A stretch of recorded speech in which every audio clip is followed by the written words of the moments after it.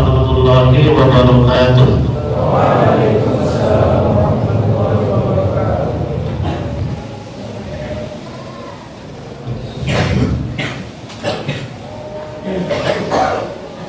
Innal hamdalillah nahmaduhu wa nasta'inuhu wa nastaghfiruh wa na'udzu billahi min shururi anfusina wa min sayyiati a'malina. من يهد الله فلا مضل له ومن يضلل فلا هادي له. أشهد أن لا إله إلا الله وحده لا شريك له وأشهد أن محمدا عبده ورسوله. يا أيها الذين آمنوا اتقوا الله حق تقاته ولا تموتن إلا وأنتم مسلمون. يا أيها الناس اتقوا ربكم الذي خلقكم من نفس واحدة وخلق منها زوجها وبث منهما رجالا كثيرا ونساء واتقوا الله الذي تساءلون به والأرحام إن الله كان عليكم رقيبا. يا أيها الذين آمنوا قولوا قولا سديدا يصلح لكم أعمالكم ويغفر لكم ذنوبكم ومن يطع الله ورسوله فقد فاز فوزا عظيما. Amma ba'da, materi kita sekarang surah An-Nisa ayat 164. Wasulan qad qasasnahum 'alaika wa rusulan lam naqasushum 'alaika wa kallama Allahu Musa taklima. Banyak rasul yang kami kisahkan kepada kaum Muhammad, tapi masih ada banyak rasul yang belum kami kisahkan kepada kaum Muhammad. Wa kallama Allahu Musa taklima. Tapi kata kunci mana rasul yang dikisahkan, mana rasul yang tidak dikisahkan, kata kuncinya adalah wa kallama Allahu Musa taklima. Saudara-saudara, apabila kita perhatikan jumlah rasul mulai dari Adam, baru Nuh yang nomor 2, baru nomor 3 adalah Ibrahim. Dari Ibrahim, Ismail, dari Ishak sampai kepada Isa, kalau kita hitung-hitung nanti dalam Al-Quran dan dalilnya itu 21 generasi. Kemudian wa rusulan lam naqasushum, rasul-rasul yang tidak dipisahkan itu mulai kita menghitung dari Ibrahim anaknya Ismail, dari Ismail entah rasul lagi, mulai dari Adnan sampai Abdullah, itu nanti kita hitung juga dalam kisah. Dalam kisah Al-Anbiya kita baca atau sirah Nabawi itu pun 21 tingkat juga. Kalau memang begitu penafsirannya, tapi mungkin masih ada penafsiran yang lain, itu terserah. Apabila kita bukan ayat ini dengan Al-Quran surah Al-Fatihah ayat 1, Alhamdulillahirabbil alamin. Alhamdulillah itu berasal dari kata hamidah, menjadi masdar alhamdu tambah lam, dia menjadi 5 huruf.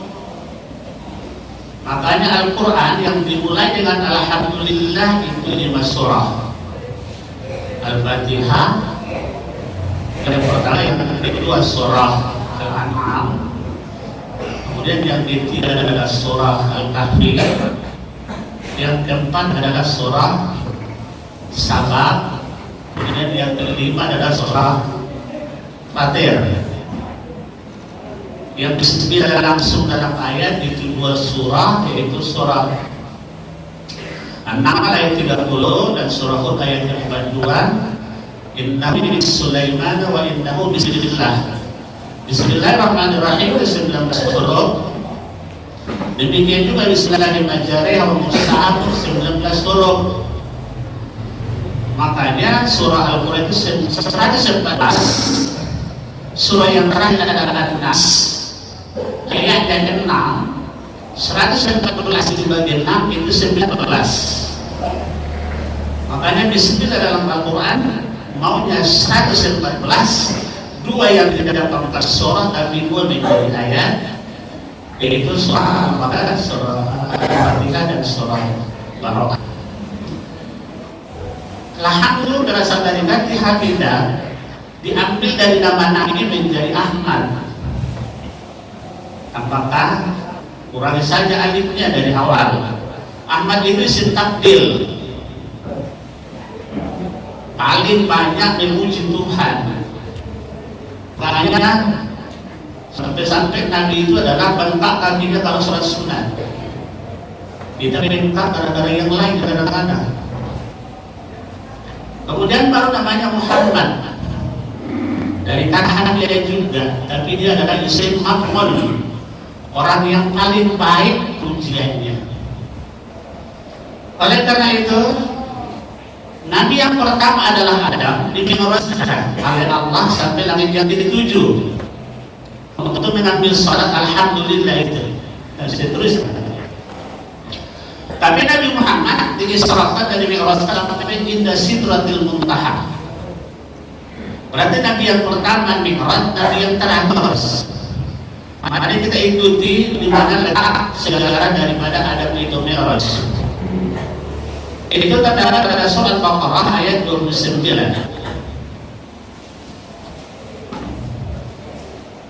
Huwallazi khalaqa lakum ma fil ardi jami'an. Allah menciptakan kepada kalian apa yang ada di bumi ini seluruhnya. Tsumma stawa ila sama. Kemudian Allah menyempurnakan penciptaan langit sampai langit yang ke-7. Fasawwahun sab'a samawat, dan dia menyempurnakannya sampai 7 lapis. Kata istawa itu banyak perdebatan di kalangan ulama menceritakan ketiganya.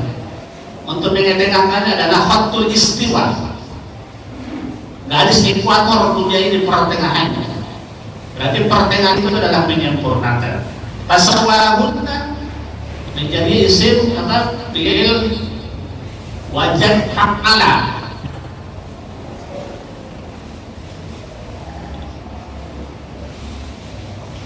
Wa huwa bi kulli syai'in alim, dan Allah namanya mengetahui seluruhnya. Kemudian pada ayat 30 Allah berfirman kepada para malaikat bahwa dia akan menjadikan malaikat di muka bumi ini. Tapi para malaikat membantah, kenapa engkau Tuhan menjadikan yang suka bertumpah darah? Padahal kami sudah bertasbih kepada Tuhan. Tapi Allah menjawab, aku lebih tahu, belum kalian tahu. Pertanyaan, kenapa para malaikat tahu bahwa ataupun khalifah di muka bumi akan bertumpah darah? Itu bisa dijawab pada surah Al-Hijr ayat 28 sampai 30. Di mana sebelum Adam diciptakan sudah diciptakan jin.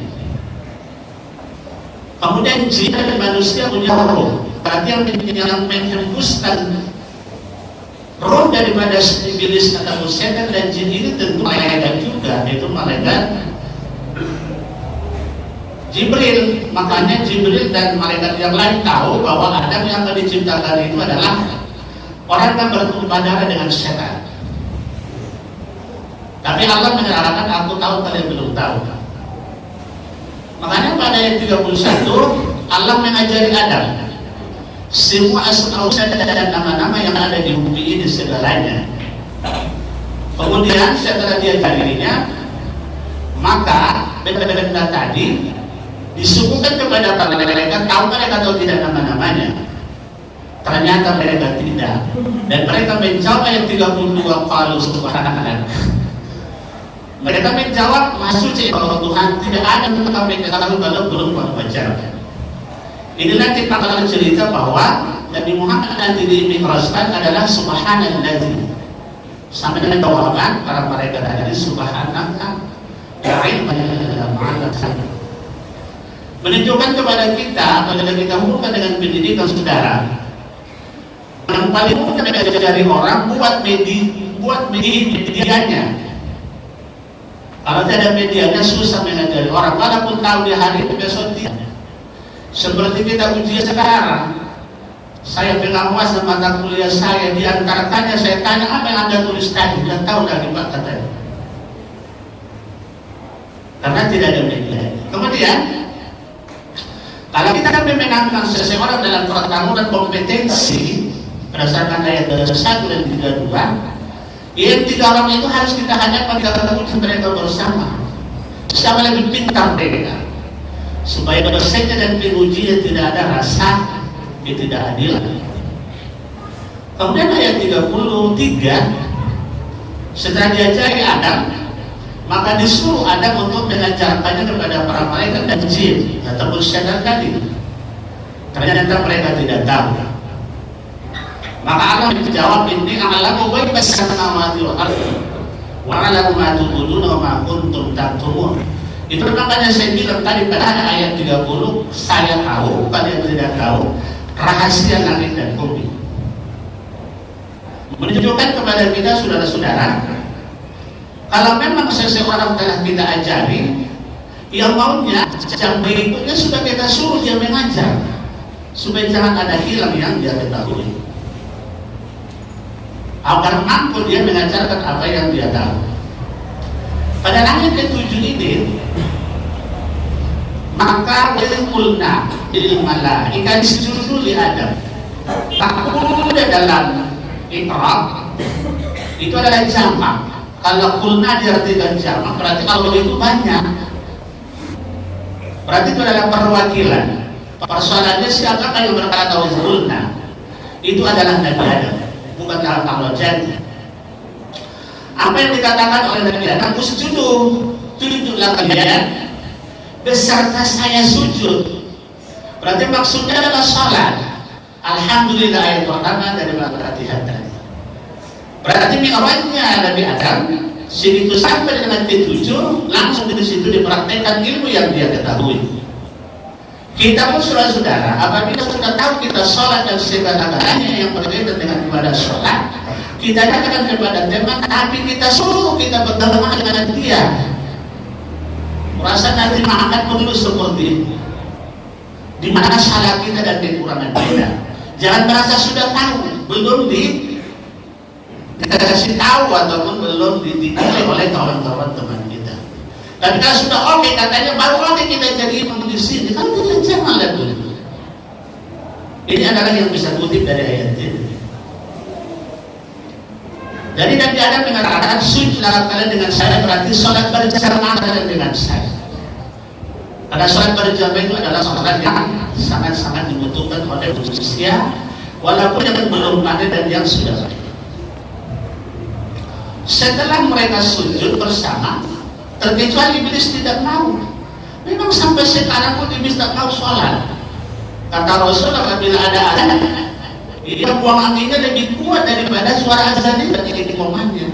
Setelah kita nanti berjamaah, kalau ada apa itu berserakan tidak rapat dan lurus, dia datang dulu lagi.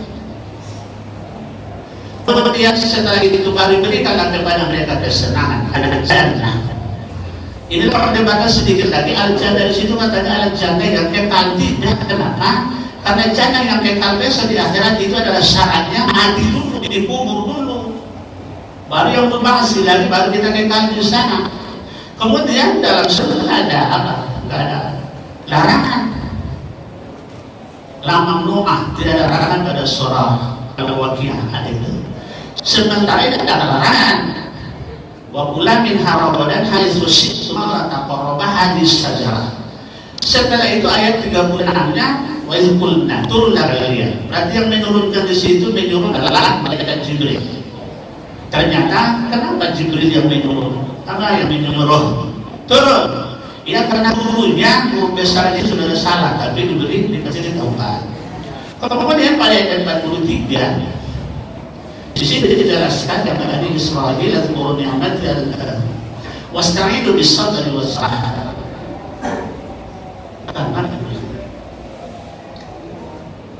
Ayat 43-nya bahwa mereka disuruh untuk sujud. Aqimus sholata wa atuz zakata warka'u ma'ar raki'in. Menunjukkan kita salat berjamaah apabila mampu.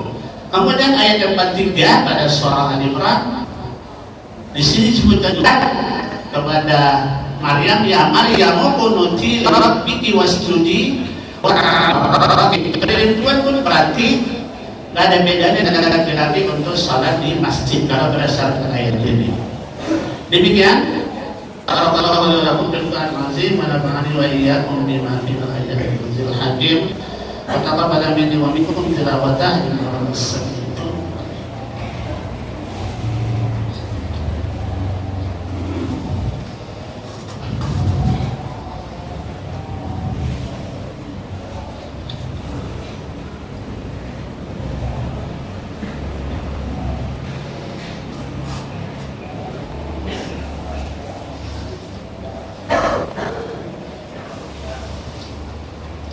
Alhamdulillah nahmaduhu wa nasta'inuhu wa nastaghfiruh wa na'udzu billahi min shururi anfusina wa min sayyiati a'malina man yahdihillahu fala mudilla lahu wa man yudlil fala hadiya lahu. Asyhadu an la ilaha illallah wahdahu la syarika lahu wa asyhadu anna Muhammadan abduhu wa rasuluh. Ya ayyuhalladzina amanu taqullaha haqqa tuqatih wa la tamutunna illa wa antum muslimun. Ya ayyuhalladzina amanu taqullaha ya ayyuhalladzina amanu ya ayyuhan nasu taqu rabbakum alladzi khalaqakum min nafsin wahidah wa khalaqa minha zawjaha wa bassa minhuma rijalan katsiran wa nisaa wattaqullaha alladzi tasaaluna bihi wal arham innallaha kana 'alaykum raqiba. Yang mi'rajnya Nabi Muhammad itu adalah pada surah Al-Isra ayat 1. Di sini disebutkan subhanalladzi asra bi 'abdihi lailan minal masjidil haram ila masjidil aqsa alladzi barakna hawlahu linuriyahu min ayatina innahu as-sami'ul basir. Haulaha berarti mufrad dia, bukan haulahuma. Aqsa dan haram dan aqsa, tapi haulaha berarti mufrad, jadi muannas. Tapi ulama kita masih mengatakan itu adalah Masjidil Haram dan Masjidil Aqsa. Kemudian ayat keduanya bersepadan dengan Nabi Musa. Kemudian tadi kata kuncinya kallamallahu Musa taklima. Makanya Nabi Muhammad naik dari Masjidil Haram yaitu Hijr Ismail langsung ke Baitul Maqmur. Itu dijelaskan pada surah At-Tur. Wa kitabim mastur kitabim mastur, kemudian wasawfi wal Baitul Maqmur. Nabi menjelaskan dalam hadisnya Baitul Maqmur itu dengan Baitullah kalau katanya dijatuhkan batu itu pasti katanya jatuhnya di Baitullah. Teori alam semakin jauh satu benda dijatuhkan itu semakin melencengnya semakin jauh. Tapi kata Rasul itu tidak pas. Itulah makanya Al-Quran mengatakan bighairi amadin tarawnaha. Kamu lihat langit itu kami kokohkan, tapi kamu